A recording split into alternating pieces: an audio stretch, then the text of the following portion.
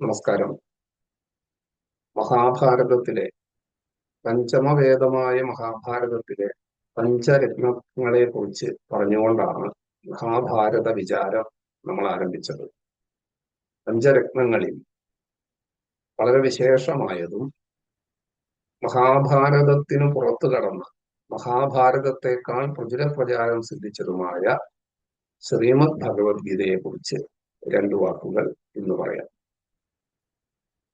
മഹാഭാരതത്തിന്റെ ഭാഗമാണ് ശ്രീമദ് ഭഗവത്ഗീത എന്നതുപോലും വിസ്മരിക്കത്തക്ക വിധത്തിലുള്ള പ്രചാരമാണ് ഒരു സ്വതന്ത്ര ഗ്രന്ഥം എന്നതുപോലെ ഭഗവത്ഗീതയ്ക്ക് സമൂഹത്തിന് ലഭിച്ചിട്ടുള്ളത്.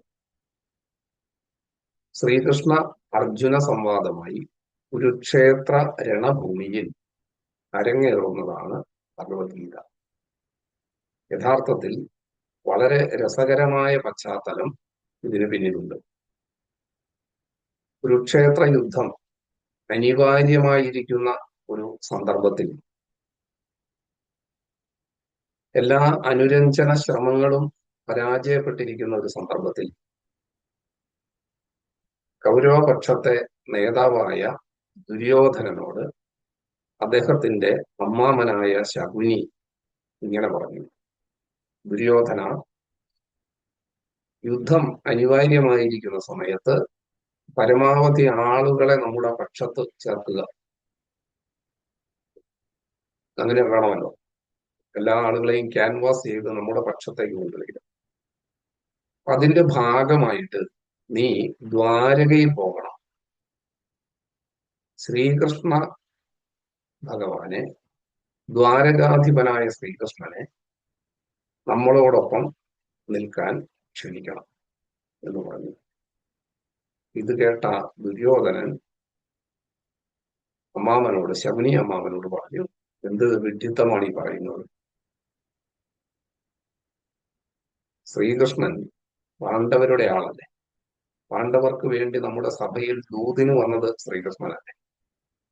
പാണ്ഡവർക്ക് എല്ലാ അഡ്വൈസും കൊടുക്കുന്നത് ശ്രീകൃഷ്ണനല്ലേ. വാസ്തവത്തിൽ പാണ്ഡവരോടുള്ള യുദ്ധം എന്ന് പറയുന്നത് യഥാർത്ഥത്തിൽ ശ്രീകൃഷ്ണനോടുള്ള യുദ്ധമല്ലേ. അർജുനനെ പാശുപതാസ്ത്രം നേടാൻ തപസ്സു ചെയ്യാൻ അയക്കുന്നത് ശ്രീകൃഷ്ണനല്ലേ. ഇങ്ങനെയെല്ലാമുള്ള ശ്രീകൃഷ്ണനെ നമ്മുടെ കൂടെ നിൽക്കണം എന്ന് ക്ഷണിക്കാൻ പോകാൻ വേണ്ടി സമയം ചെലവഴിക്കണം. ആ സമയത്ത് വേറെ 4 പേരെ ക്യാൻവാസ് ചെയ്തുകൂടെ എന്നാണ് ദുര്യോധനന്റെ സംശയം. ശകുനി അമ്മാവൻ പറഞ്ഞു: നീ ഞാൻ പറയുന്നത് പോലെ ചെയ്യുക, അതിന് ഫലമുണ്ട്. അങ്ങനെ ദുര്യോധനൻ പുറപ്പെട്ടു. ഇതേ സമയത്ത് പാണ്ഡവപക്ഷത്തെ ജ്യേഷ്ഠ സഹോദരനായ യുധിഷ്ഠിരൻ തന്റെ അനുജന്മാരിൽ ഒരാളായ മധ്യമ പാണ്ഡവനായ അർജുനനോട് പറഞ്ഞു: അർജുന, നീ ദ്വാരകയിൽ പോകണം. ശ്രീകൃഷ്ണ ഭഗവാനോട് ആസന്നമായ കുരുക്ഷേത്ര യുദ്ധത്തിൽ നമ്മളെ സഹായിക്കണം, നമ്മളോടൊപ്പം ഉണ്ടാകണം എന്ന് അഭ്യർത്ഥിക്കണം. അർജുനൻ യുധിഷ്ഠിരനോട്, ജ്യേഷ്ഠനോട് ചോദിച്ചു: അല്ല ജ്യേഷ്ഠ, ശ്രീകൃഷ്ണനോട് നമ്മൾ സഹായം അഭ്യർത്ഥിക്കാൻ പോകേണ്ട എന്ത് കാര്യമാണ്? ശ്രീകൃഷ്ണ ഭഗവാൻ നമ്മുടെ കൂടെ തന്നെയല്ലേ ഉള്ളത്. യുദ്ധത്തിന് വേണ്ട എല്ലാ നിർദ്ദേശങ്ങളും എല്ലാ സമയത്തും തന്നുകൊണ്ട് നമ്മളോടൊപ്പം നിലകൊള്ളുന്ന ഭഗവാനോട് നമ്മൾ പ്രത്യേകിച്ച് ഒരു ഔപചാരികമായ ക്ഷണം നടത്തേണ്ട കാര്യമുണ്ടോ? യുധിഷ്ഠിരൻ പറഞ്ഞു: അർജുന, ശ്രീകൃഷ്ണ ഭഗവാൻ ദ്വാരകാധിപനാണ്, ദ്വാരകയിലെ രാജാവാണ്. ഒരു ഭരണകർത്താവിന് ഒരു വിഷയത്തിൽ ഒരു തീരുമാനം എടുക്കണമെങ്കിൽ പല ഘടകങ്ങളും പരിഗണിക്കണം. ഭഗവാൻ നിത്യസ്വതന്ത്രനാണെന്നുള്ളത് ശരിയാണ്. പക്ഷെ ഒരു ഭരണകർത്താവ് സ്വതന്ത്രനല്ല. അദ്ദേഹം പല ഘടകങ്ങളോടും ബന്ധിതനാണ്. അതുകൊണ്ട് നമ്മൾ ദ്വാരകാധിപനോട് സഹായം അഭ്യർത്ഥിക്കുന്നില്ല എന്ന് വിചാരിക്കുക, കൗരവർ സഹായം അഭ്യർത്ഥിച്ചു എന്നും വിചാരിക്കുക. ഭഗവാൻ എന്ത് നിലപാടെടുക്കും? ദ്വാരകാധിപൻ എന്ത് നിലപാടെടുക്കും? അതുകൊണ്ട് നീ ഔപചാരികമായി പാണ്ഡവ പക്ഷത്തിന് വേണ്ടി ഭഗവാനെ ക്ഷണിക്കുക. അങ്ങനെ യുധിഷ്ഠിരന്റെ നിർദ്ദേശാനുസരണം അർജുനൻ ദ്വാരകയിലേക്ക് പുറപ്പെട്ടു. ശകുനിയുടെ നിർദ്ദേശാനുസരണം പുറപ്പെട്ട ദുര്യോധനനും യുധിഷ്ഠിരന്റെ നിർദ്ദേശാനുസരണം പുറപ്പെട്ട അർജുനനും ഒരേ സമയത്ത് ദ്വാരകയിൽ എത്തിയ സമയത്ത് ഭഗവാൻ പള്ളി നിദ്രയിലാണ്, സുഖമായി ഉറങ്ങുകയാണ്. ആ ഭഗവാന്റെ പാദങ്ങൾ വന്ദിച്ച് അർജുനൻ ആ പാദങ്ങൾക്ക് സമീപം ഇരുന്നു, ഭഗവാൻ ഉണരട്ടെ. ദുര്യോധനൻ നോക്കിയപ്പോ ഒരാളുടെ പാദങ്ങളുടെ ഭാഗത്ത് പോയിരുന്നാൽ ആ ആളെക്കാൾ താഴെയാവുകയല്ലേ ചെയ്യുക. അതുകൊണ്ട് തലയ്ക്കൽ തന്നെ പോയി. കുറച്ചു സമയം കഴിഞ്ഞപ്പോ ഭഗവാൻ ഉണർന്നു നോക്കുമ്പോ തന്റെ പാദങ്ങളിൽ അസ്ഥിപുരസരം തന്നെ കാത്തിരിക്കുന്നു, തൻ ഉണരുന്നത് കാത്തിരിക്കുന്ന അർജുനനെ കണ്ടു. അപ്പോഴുണ്ട് ഇവിടുന്ന് ഒരു ഡിസ്റ്റർബൻസ്. നോക്കുമ്പോൾ തലയ്ക്കൽ ഒരാളിരിക്കും, അർജുനനും ദുര്യോധനും. വരാൻ പോകുന്ന ഘോര യുദ്ധത്തിൽ രണ്ടു പക്ഷങ്ങൾക്ക് നേതൃത്വം നൽകുന്ന ആളുകളാണ്. ഒരുമിച്ച് ഇതാ തന്റെ മുന്നിൽ. ഇവർ തമ്മിൽ താനറിയാതെ സഖ്യത്തിലായോ എന്ന് ചിന്തിക്കേണ്ട ഒരു സാഹചര്യം. അപ്പൊ അവര് ആഗമനോദ്ദേശം പറഞ്ഞു. ഒരു പ്രതിസന്ധി ഉണ്ടാക്കുന്ന സാഹചര്യമാണ്. രണ്ടു പക്ഷത്തിലെ ആളുകൾ വന്നിട്ട് തങ്ങളോടൊപ്പം നിൽക്കണം, ഒരു യുദ്ധത്തിൽ തങ്ങളോടൊപ്പം നിൽക്കണമെന്ന് ഒരുമിച്ച് അഭ്യർത്ഥിക്കുക.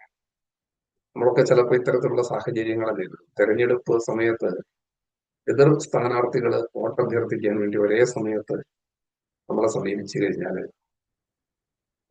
അതുപോലുള്ള ഒരു പ്രതിസന്ധിയാണ് ഇവിടെ ഉണ്ടായത്. ഭഗവാൻ വളരെ കൗശലപൂർവ്വം ആ സാഹചര്യത്തെ നേരിട്ടു. രണ്ടുപേരോടും തന്നെ സമീപിക്കുന്നവർക്കെല്ലാം, തന്നെ ആശ്രയിക്കുന്നവർക്കെല്ലാം അവർക്ക് അഭീഷ്ട സിദ്ധിയെ നൽകുക എന്നുള്ളതാണ് ഭഗവാന്റെ ഒരു ദൗത്യം. ഭഗവാൻ പറഞ്ഞു, എന്താണ് നിങ്ങൾ അഭിലഷിക്കുന്നത്? യുദ്ധത്തില് തങ്ങളോടൊപ്പം നിൽക്കണം എന്നുള്ളതാണ് രണ്ടു പക്ഷത്തിന്റെയും അഭിപ്രായം. അർജുനനും പറയുന്നു അത് തന്നെ, ദുര്യോധനും പറയുന്നു. ഭഗവാൻ അവരോട് പറഞ്ഞു, ഞാനൊരു കാര്യം ചെയ്യാം. ഒരു പക്ഷത്തിന് ഞാൻ ദ്വാരകയിലെ മുഴുവൻ സൈന്യത്തെയും നൽകാം. മറ്റൊരു പക്ഷത്ത് ഞാനുണ്ടാവും, പക്ഷെ ഞാൻ ആയുധം എടുക്കുകയില്ല. ഇത് കേട്ടപ്പോൾ തന്നെ ദുര്യോധനന് നെഞ്ചിടിപ്പ് കൂടി. ആയുധം എടുക്കാത്ത ശ്രീകൃഷ്ണൻ ഒരു പക്ഷത്തും, സായുധരായ ദ്വാരകയിലെ പ്രഗത്ഭരായ യോദ്ധാക്കൾക്ക് ഒരു പക്ഷത്തും. ഏതാണ് തെരഞ്ഞെടുക്കേണ്ടത്? ഭഗവാൻ പുഞ്ചിരിച്ചുകൊണ്ട് പറഞ്ഞു, ഞാൻ ഉണർന്നപ്പോൾ ആദ്യം കണ്ടത് അർജുനനെയാണ്, അതുകൊണ്ട് ആദ്യം തെരഞ്ഞെടുക്കാനുള്ള അവസരം അർജുനനാണ്. അതോടുകൂടി ദുര്യോധനന്റെ സപ്തനാടികളും തളർന്നു.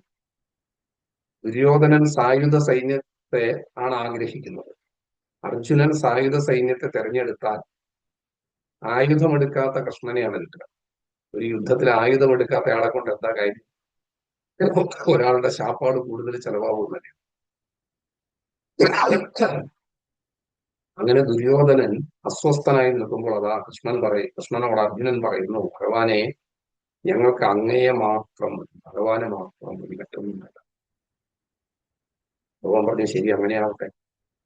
അർജുനന് സന്തോഷം. ദുര്യോധനുണ്ടായ സന്തോഷമാണ് അതിൽ പരം. ചോദിക്കാതെ തന്നെ ദ്വാരകയിലെ സൈന്യത്തെ തനിക്ക് കിട്ടിയിരിക്കുന്നു. ഈ മണ്ടനായ അർജുനൻ, അങ്ങനെയാണ് ദുര്യോധനൻ ചിന്തിക്കുന്നത്, ഈ മണ്ടനായ അർജുനൻ ആയുധമെടുക്കാത്ത കൃഷ്ണനെയാണ് സെലക്ട് ചെയ്തത്.